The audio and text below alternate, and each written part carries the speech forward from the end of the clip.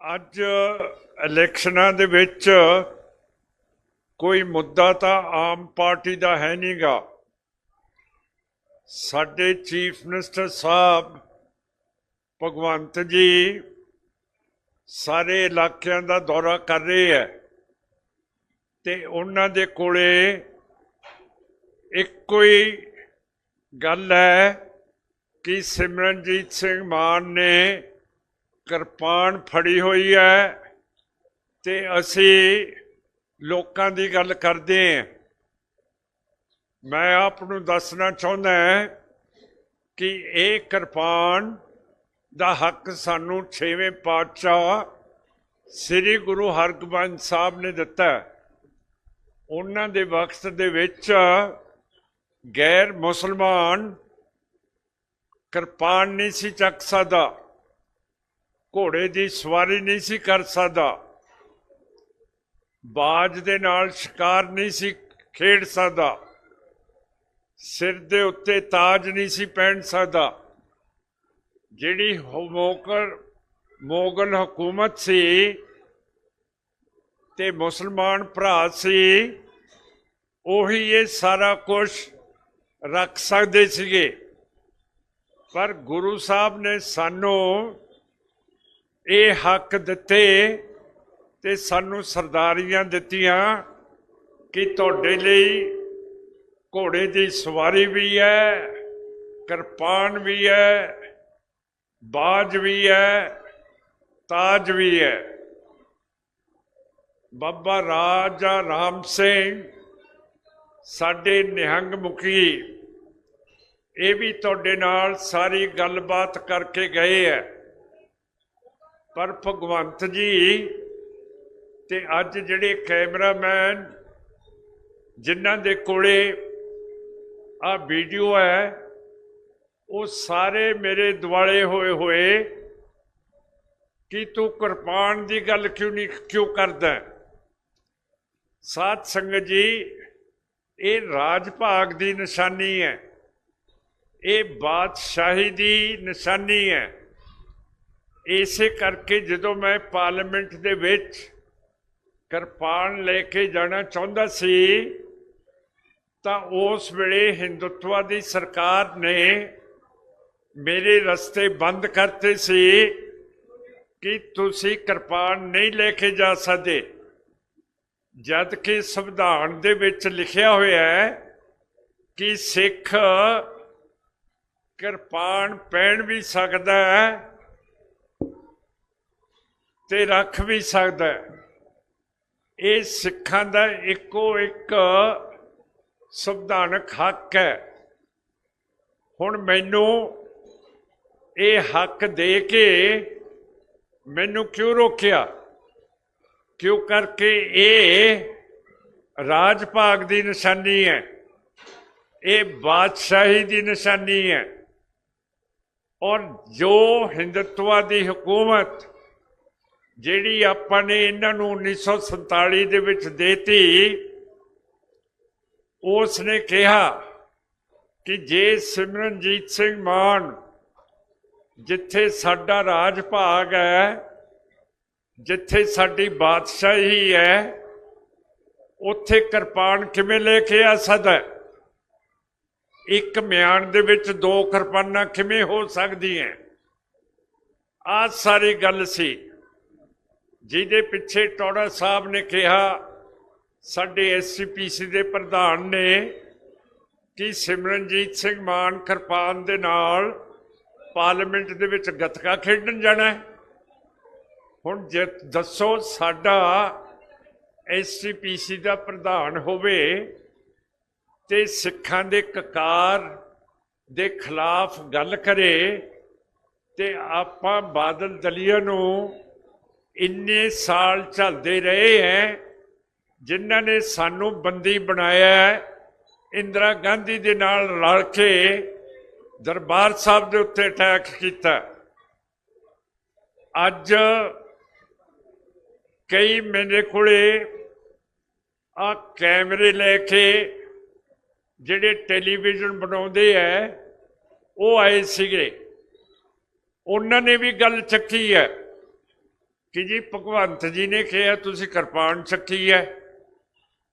मैं उन्होंने पूछया कि एक किरपान है एक झाड़ू है, जे तुहानू कोई पूछे कि तू झाड़ू चकेगा किरपान चकेगा तू की चकेगा?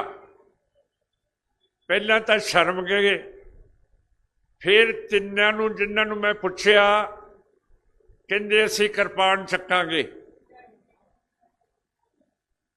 हुण तुसी दसो, बाबा राजा राम सिंह ने भी सारा इतिहास पढ़िया।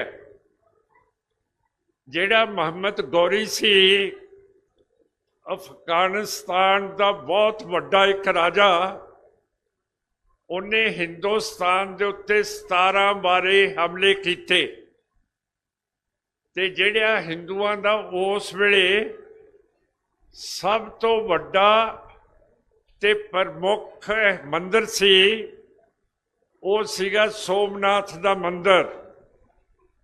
उहदे विच बहुत खजाना सी। जिन्ने भी साडे हिंदू भरा है वो उत्थे सोना चढ़ा के आउंदे सीगे। ते जदों मुहम्मद गौरी अपनी फौज दे नाल सोमनाथ नूं फतेह करन आया, सोमनाथ दा मंदिर लुटन आया, ते जिहड़े उत्थे पंडित ब्राह्मण सीगे उन्होंने कहा कि हमारे पास गौ माता है, गौ माता हमारी रक्षा करेगी, कि साडे कोले गौ है, ये साडी माता है ते ये साडी रक्षा करोगी। ते पंडितां ने मुहम्मद गौरी दे अगे गावां दे इज्जड़ छड्डते। हुण वो अफगान भुखे ते आए सीगे अफगानिस्तान तो। उन्होंने जेड़ियां गऊआं उन्हां दे रस्ते दे विच आईयां वढ़ता, मंदिर दे विच वड़ गए, लुट लिया चंगी तरह। थके टुटे भुखे आए सी, वो कहंदे सानू बेइज्जत मिल गया, सानू खजाने भी मिल गए है ते सानू कुछ खाण नू भी लभ गया। हुण दसो इहो जे बंदे जे हिंदुस्तान इंडिया दे उत्ते राज करनगे तां फिर की होऊगा?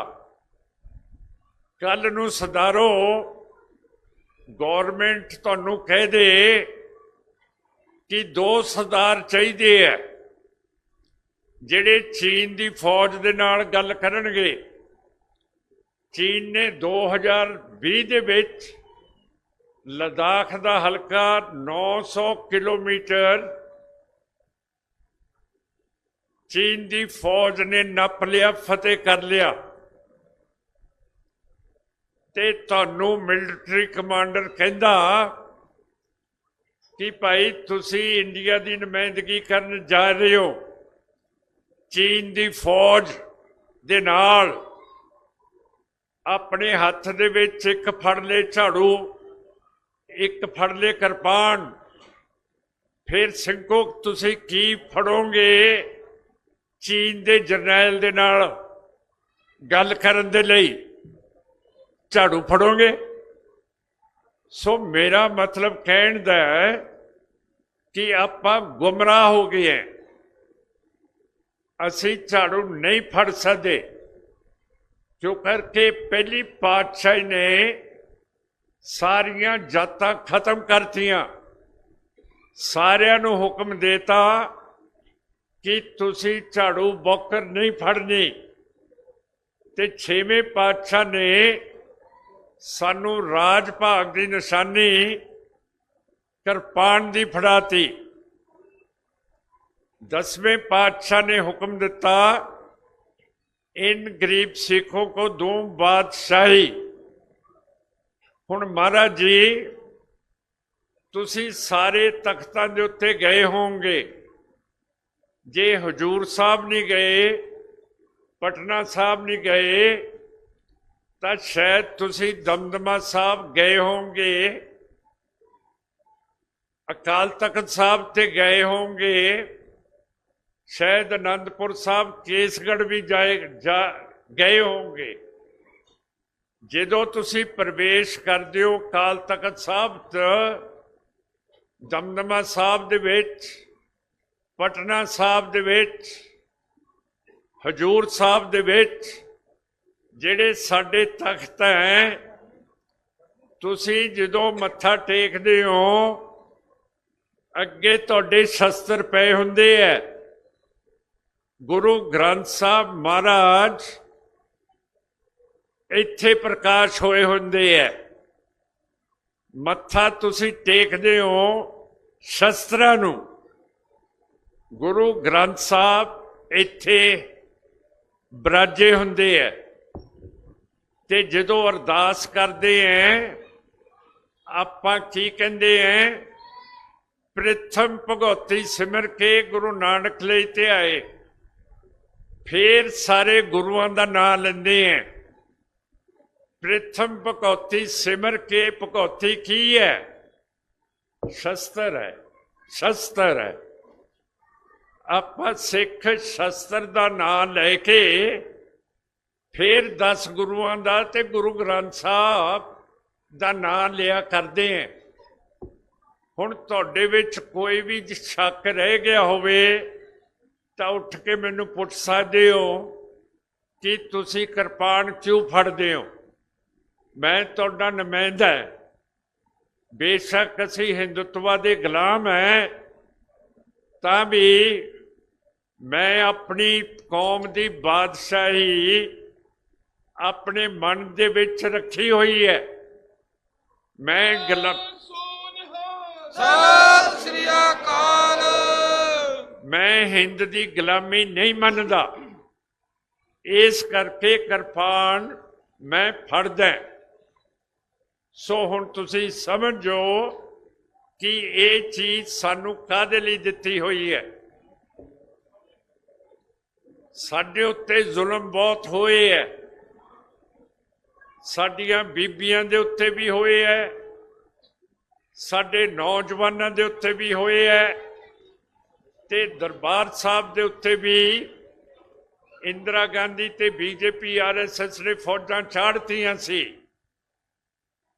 ਤੇ ਸੰਤ ਜਰਨੈਲ ਸਿੰਘ ਮਹਾਰਾਜ ਨੇ ਕਿਹਾ ਸੀ ਕਿ ਜੇ ਇੰਡੀਆ ਦੀ ਫੌਜ ਦਰਬਾਰ ਸਾਹਿਬ ਦੇ ਵਿੱਚ ਪ੍ਰਵੇਸ਼ ਕਰੂਗੀ ਤੇ ਖਾਲਿਸਤਾਨ ਦਾ ਨੀਂਹ ਪੱਥਰ ਰੱਖਿਆ ਜਾਊਗਾ। ਸੰਤ ਜਰਨੈਲ ਸਿੰਘ ਭਿੰਡਰਾਂ ਵਾਲਿਆਂ ਨੇ 3 ਫੌਜਾਂ ਦੇ ਨਾਲ, ਰੂਸ, ਬਰਤਾਨੀਆ ਤੇ ਇੰਡੀਆ ਦੀ ਫੌਜ ਦੇ ਨਾਲ ਲੜਦਿਆਂ ਆਪਣੀ ਸ਼ਹਾਦਤ ਦਿੱਤੀ ਹੈ। ਉਹਨਾਂ ਦੇ ਸੀਨੇ ਦੇ ਵਿੱਚ 72 ਗੋਲੀਆਂ ਲੱਗੀਆਂ ਹੋਈਆਂ ਸੀ। ਤੇ ਜਦੋਂ ਤੁਸੀਂ ਅਕਾਲ ਤਖਤ ਸਾਹਿਬ ਤੇ ਦਰਬਾਰ ਸਾਹਿਬ ਜਾਓਗੇ, ਜਿੱਥੇ 2 ਨਿਸ਼ਾਨ ਸਾਹਿਬ ਹੈਗੇ ਹੈ, ਉੱਥੇ ਜਾ ਕੇ ਲੁਕ ਕੇ ਨਹੀਂ, ਬੰਕਰ ਦੇ ਵਿੱਚ ਨਹੀਂ, ਉੱਥੇ ਜਾ ਕੇ ਸੰਤ ਜਰਨੈਲ ਸਿੰਘ ਨੇ ਆਪਣੀ ਸ਼ਹਾਦਤ ਦਿੱਤੀ ਹੈ। ਸੋ ਸਾਧ ਸੰਗਤ ਜੀ, ਸਾਡਾ ਜਿਹੜਾ ਵਿਰਸਾ ਹੈ ਇਹ ਬੜਾ ਗੌਰਵਮਈ ਹੈ ਤੇ ਬਹੁਤ ਅਮੀਰ ਹੈ। ਇਸ ਨੂੰ ਆਪਾਂ ਛੱਡ ਨਹੀਂ ਸਕਦੇ ਹੈਗੇ। ਅੱਜ ਦਿੱਲੀ ਨੇ ਸਾਡਾ ਬਹੁਤ ਬੁਰਾ ਹਾਲ ਕੀਤਾ, ਸਾਡੀ ਮਾਲੀ ਹਾਲਤ ਬਿਲਕੁਲ ਉਜਾੜ ਦਿੱਤੀ ਹੈ। ਕਿਸਾਨ ਇਹ ਸਾਡੀ ਮਾਇਆ ਤੇ ਪੰਜਾਬ ਦੀ ਆਰਥਿਕ ਸਥਿਤੀ ਦੀ ਰੀੜ੍ਹ ਦੀ ਹੱਡੀ ਹੈ। ਜੇ ਸਾਡਾ ਕਿਸਾਨ ਮਾਰਿਆ ਗਿਆ ਤਾਂ ਸਾਰੇ ਇੰਡੀਆ ਦੇ ਵਿੱਚ ਭੁੱਖਮਰੀ ਫੈਲ ਜੂਗੀ। ਇਸ ਨੂੰ ਸਾਹਮਣਾ ਬਹੁਤ ਜ਼ਰੂਰੀ ਹੈ। ਇਹਦੇ ਨਾਲ ਕਿਸਾਨ ਮਜ਼ਦੂਰ ਪਲਦਾ ਹੈ, ਇਸ ਦੇ ਨਾਲ ਸਾਡੇ ਸ਼ਹਿਰ ਦੇ ਦੁਕਾਨਦਾਰ ਵਪਾਰੀ ਪਲਦੇ ਹੈ, ਸਾਰੇ ਇਹਦੇ ਸਿਰ ਦੇ ਉੱਤੇ ਪਲਦੇ ਹੈ। ਪਰ ਇਹ ਬੀਜੇਪੀ ਤੇ ਆਰਐਸਐਸ ਇਹਨਾਂ ਨਾਲ ਆਮ ਆਦਮੀ ਰਲ ਗਈ ਹੈ। ਇਹਨਾਂ ਨੂੰ ਇਹ ਗੱਲ ਦਾ ਪਤਾ ਹੀ ਨਹੀਂ ਤੇ ਕਿਸਾਨ ਨੂੰ ਮਾਰਨਾ ਚਾਹੁੰਦੇ ਹੈ। ਇਹ ਆਪਾਂ ਨਹੀਂ ਮਾਰ ਸਕਦੇ ਕਿਸਾਨ ਨੂੰ। ਹੁਣ ਲੋੜ ਕੀ ਹੈ ਕਿ ਸਾਡੇ ਨਾਲ ਦਿੱਲੀ ਕਰਦੀ ਹੈ ਨਫ਼ਰਤ, ਤੇ ਆਪਾਂ ਨੇ ਕੋਸ਼ਿਸ਼ ਕਰਨੀ ਹੈ ਕਿ ਪਾਕਿਸਤਾਨ ਦੇ ਨਾਲ ਜਿਹੜਾ ਸਾਡਾ ਬਾਰਡਰ ਹੈ ਉਹ ਖੋਲੀਏ। ਪਾਕਿਸਤਾਨ ਦੇ ਨਾਲ ਜਿੱਦਣ ਵਪਾਰ ਸ਼ੁਰੂ ਹੋ ਗਿਆ, ਸਾਡੇ ਬੋਝਿਆਂ ਦੇ ਵਿੱਚ 4 ਪੈਸੇ ਆ ਜਾਣਗੇ। ਪਾਕਿਸਤਾਨ ਦੇ ਵਿੱਚ ਕਣਕ ਦੀ ਕਮੀ ਹੈ। ਪਾਕਿਸਤਾਨ ਰੂਸ ਤੋਂ ਮੰਗਾਉਂਦਾ ਕਣਕ, ਪਰ ਸਾਡਾ ਬੰਨਾ ਲੱਗਦਾ ਪਾਕਿਸਤਾਨ, ਆਪਾਂ ਉੱਥੋਂ ਹੀ ਤਾਂ ਆਏ हैं ਤੇ ਅਸੀਂ ਕਣਕ ਨਹੀਂ ਭੇਜ ਸਕਦੇ ਉੱਥੇ ਤੇ 4 ਪੈਸੇ ਨਹੀਂ ਕਮਾ ਸਕਦੇ। ਸਾਡੇ ਕਰਜ਼ੇ ਵੀ ਖਤਮ ਹੋ ਜਾਣ, ਸਾਡੇ ਖੇਤ ਮਜ਼ਦੂਰ ਵੀ ਰਾਜੀ ਹੋ ਜਾਣ। ਬਾਰਡਰ ਖੋਲ੍ਹਣ ਦੇ ਨਾਲ ਟਰਾਂਸਪੋਰਟ ਚੱਲ ਪੂਗੀ ਬਹੁਤ ਵਧੀਆ। ਜਿਹੜੇ ਸਾਡੇ ਨੌਜਵਾਨ ਬੇਰੁਜ਼ਗਾਰ ਹੈ, ਇਹ ਟਰਾਂਸਪੋਰਟ ਦੇ ਵਿੱਚ ਖਪਤ ਹੋਣਗੇ, ਇਹਨਾਂ ਨੂੰ ਆਰਾ ਮਿਲੂਗਾ, ਪੇਸ਼ਾ ਮਿਲੂਗਾ। ਸੋ ਇਹ ਸਾਰੀਆਂ ਚੀਜ਼ਾਂ ਜਿਹੜੀਆਂ ਇਹ ਸਮਝਣ ਵਾਲੀਆਂ। ਸੋ ਮੈਂ ਆਸ ਕਰਦਾ ਕਿ 23 ਤਰੀਕ ਨੂੰ ਤਕੜੇ ਹੋ ਕੇ ਤੁਸੀਂ ਵੋਟ ਪਾਓਗੇ ਔਰ ਇੱਕ ਵਾਰੀ ਫੇਰ ਜਿਵੇਂ ਪਹਿਲਾਂ ਮੈਨੂੰ ਪਾਰਲੀਮੈਂਟ ਦੇ ਵਿੱਚ ਭੇਜਿਆ ਸੀ, ਉਦੋਂ ਵੀ ਤੁਹਾਡੀ ਸਾਰਿਆਂ ਦੀ ਸੇਵਾ ਕੀਤੀ ਸੀ। ਸਾਰੇ ਪਿੰਡਾਂ ਦੇ ਵਿੱਚ ਗ੍ਰਾਂਟ ਭੇਜਦੇ ਸੀ, ਤੁਹਾਨੂੰ ਕੋਈ ਤਕਲੀਫ ਨਹੀਂ ਹੋਣ ਦਿੱਤੀ, ਕੋਈ ਥਾਣੇਦਾਰ ਦਾ ਛਾਪਾ ਨਹੀਂ ਵੱਜਿਆ। ਜਿਹੜੇ ਸਾਡੇ ਸ਼ਹਿਰ ਦੇ ਵਪਾਰੀ ਹੈ, ਉਹਨਾਂ ਦੇ ਉੱਤੇ ਇਨਕਮ ਟੈਕਸ ਦਾ ਛਾਪਾ ਨਹੀਂ ਪੈਣ ਦਿੱਤਾ। ਬਿਲਕੁਲ ਵਧੀਆ ਤਰ੍ਹਾਂ ਤੁਹਾਨੂੰ ਸਾਂਭ ਕੇ ਰੱਖਿਆ। ਸੋ ਮੈਂ ਆਸ ਕਰਦਾ ਕਿ 23 ਤਰੀਕ ਨੂੰ ਬਾਲਟੀ ਦੇ ਉੱਤੇ ਮੋਹਰ ਲਾ ਕੇ ਬਟਨ ਨੱਪ ਕੇ ਫਤਿਹ ਬਖਸ਼ੋਗੇ। ਇਹਨਾਂ ਸ਼ਬਦਾਂ ਦੇ ਨਾਲ ਸਾਡੇ ਸੀਨੀਅਰ ਜਥੇਦਾਰ ਸਾਹਿਬ ਬੈਠੇ ਹੈ, ਉਹ ਤੁਹਾਨੂੰ